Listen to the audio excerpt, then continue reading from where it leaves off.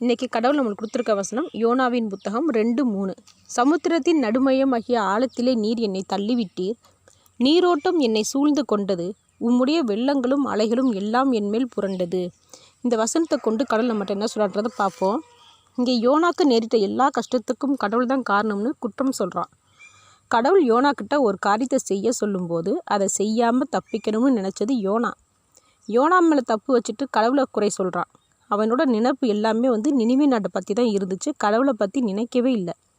அவனை மாதிரி தான் நாமளும் செய்கிறோம். கடவுள் ஒரு காரியத்தில் இப்படி செய், இல்லை இந்த காரியம் வேண்டாம், வேறு காரியத்தை பாருன்னு ஆலோசனை சொல்லும் போதும் கட்டளையிடும் போதும் நாமளும் அவரோட பேச்சை கேட்குறதே இல்லை. அப்புறம் யோனாக்கு எப்படி சொன்னால் அவனுக்கு புரியுமோ அப்படி சொன்னதுக்கப்புறம் தான் யோனாக்கு புரிஞ்சிச்சு.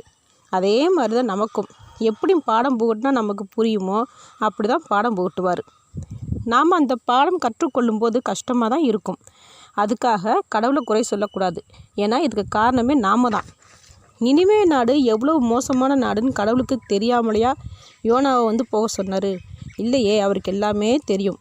அதே போல தான் நமக்கும் ஒரு விஷயத்தை செய்ய சொல்கிறாருன்னா எல்லாமே தெரிஞ்சு தான் செய்ய சொல்கிறாரு. அதில் ஆபத்து இருந்தாலும் கடவுள் செய்ய சொன்னதை நம்ம செய்யும்போது அந்த ஆபத்தில் இருந்து நம்மளை பாதுகாக்கவும் அவருக்கு தெரியுங்க. ஆமேன்.